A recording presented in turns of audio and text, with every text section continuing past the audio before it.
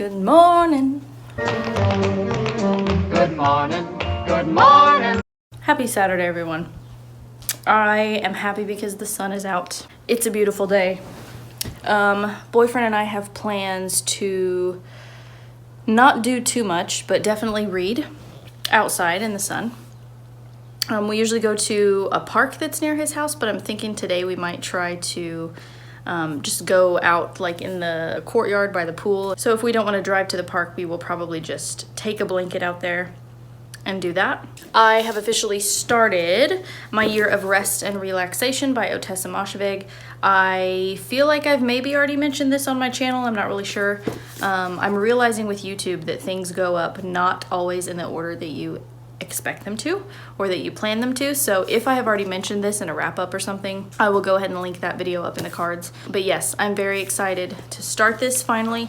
This has been on my TBR pretty much since it came out in 2018. I don't think I've heard a single bad review on this, whether I was looking up a review on Goodreads or just like listening to a YouTuber talk about it. So I'm very pumped for it. If you don't know, it is about, I'll just read the blurb for you. So the blurb says, our narrator should be happy, shouldn't she? She's young, thin, pretty, a recent Columbia graduate, works an easy job at a hip art gallery, lives in an apartment on the Upper East Side of Manhattan, paid for, like the rest of her needs, by her inheritance. But there is a hole in her heart, and it isn't just the loss of her parents or the way her Wall Street boyfriend treats her, or her sadomasochistic relationship with her best friend Reva. It's the year 2000 in a city aglitter with wealth and possibility. What could be so terribly wrong? I can already tell I really like the writing. It's definitely been written well, edited well, and I've already got quite a few quotes that I'm writing down in my journal, which I don't have within reach, but yeah, I've already written some fun quotes down in my journal. So let's go. Let's get reading.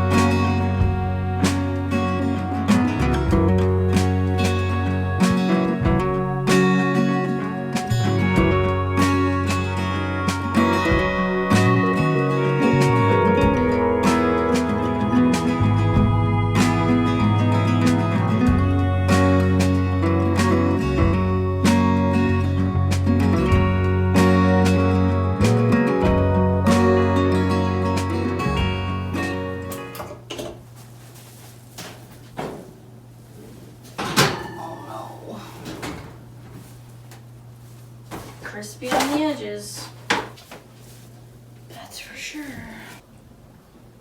What you doing?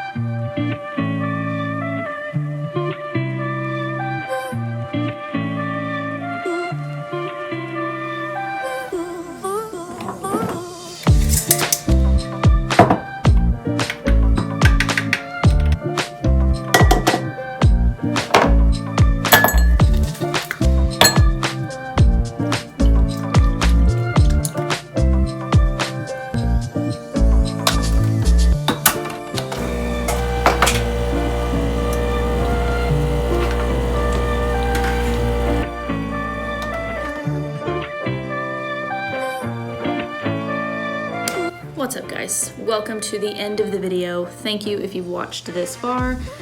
So yeah, it's time for the little review. I've got my book journal here. You guys have probably seen this before if you've seen my previous videos. This is where I take all my notes for the books that I read, and I have finished the entry for this one. I guess I could give you guys a little sneak peek if you're interested in doing this sort of thing.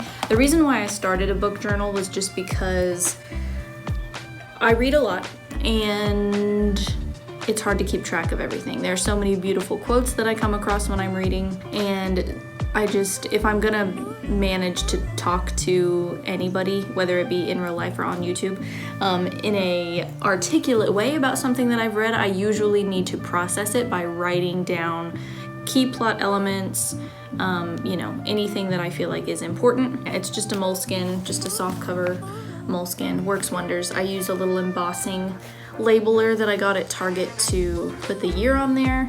I have one, I just started this last year, so I have one for 2021 and now 2022. And it ends up being like the perfect size. By the end of the year, I usually only have a couple of pages left. So, and on average, I average somewhere between 60 and 70 books a year. So just to give you a little run through, I do a rating at the top. That's the first line, which I obviously wait till the end to write in. The date that I start it. I don't put the date that I finish. I always just put the date that I started. Title, author, genre, and page count. If I'm listening to the audiobook version, I will just look up, like on Goodreads or Amazon, the page count. But then I do put the format that I'm reading it in that little box. So this one I have the physical copy. I have a paperback. And so I'm gonna read you guys some of the quotes, because there were some good ones in here. So I'm just gonna read my favorites. Sorry if you can hear Guillermo in the background. He's going crazy. Okay, so I really liked well, I don't know, I wouldn't say that I really liked it, but I felt like it was realistic. The relationship between the main character and her best friend, Riva. I felt like it was realistic because it's pretty fraught with troubles. The main character, who's unnamed, just kind of puts up with Riva. She doesn't really seem to like her. We've maybe all had that friend before who, like, that person who thinks that they're like our best friend, and really we kind of low-key find them annoying. I feel like that's just the state of life that the main character is in. She said, "She worshipped me, but she also hated me. She saw my struggle with misery as a cruel parody of her own misfortunes.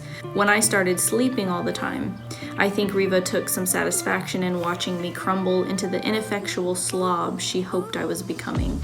So it's kind of like we all have that friend, or maybe you are that friend to somebody else, who you kind of wish for their downfall because they seem more successful, they're prettier. I feel like this is probably more common among women, unfortunately, because society kind of pits us against each other. It's like a constant comparison game. That's what Riva is doing. She sort of sees the main character who's very privileged, very wealthy, and of course is very envious of that. She's that person in your life you kind of wonder, are they rooting for me or are they secretly hoping for me to fail?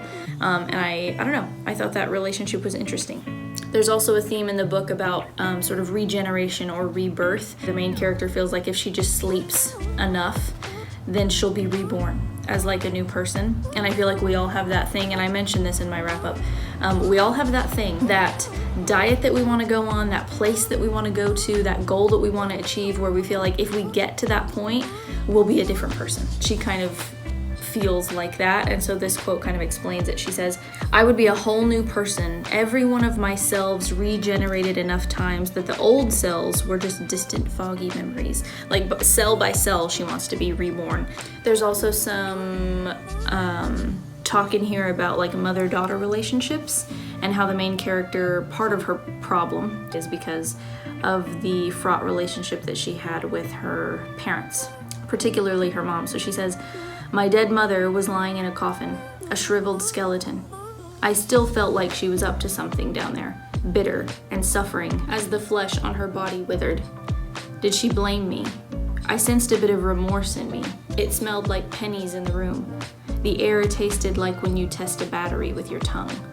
Just that image of like, I feel like it's so clever to use the senses of like taste and smell to describe an emotion, like a sense of guilt that she has. I thought that was really clever. I love that line. So I'm not going to give away any details of the plot in the review because obviously, you know, I don't want to spoil anything. It's not going to be a spoilery review. Even though there's not really that much plot, like I wouldn't consider it a plot heavy book or a plot driven book, there's still enough going on because we're so deep in her psyche and kind of along for this weird ride with her that it's very relatable. So even though it's not a plot heavy book, it still feels it feels very intimate. Closing the book on that, finished it. So yes, those are my final thoughts. And this is the end of the video. So thank you guys for watching, and I will see you next time. Bye.